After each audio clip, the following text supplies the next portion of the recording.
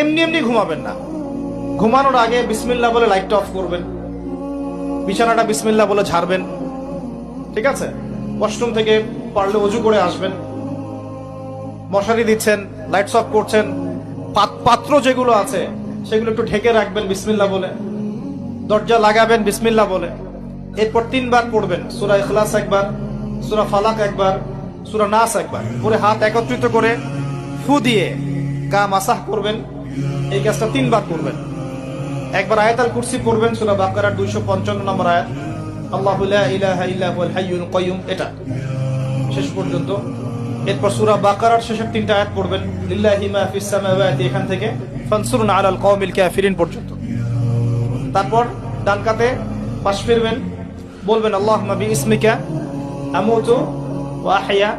হাত নিবেন, হাতে গুনতে থাকবেন সুবহানাল্লাহ সুবহানাল্লাহ সুবহানাল্লাহ।